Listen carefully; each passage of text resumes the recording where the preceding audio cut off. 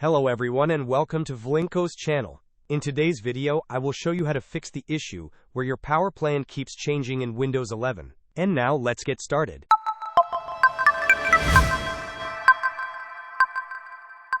If you are experiencing your power plan reverting to a different setting unexpectedly in Windows 11, the primary culprit is often third-party software interfering with your system's power management.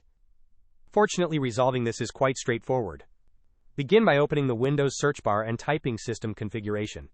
Select and open the System Configuration application. Once the window appears, navigate to the Services tab.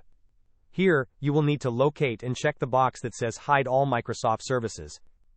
After this, if you notice any services that are currently checked, click on the Disable All button or the Apply button.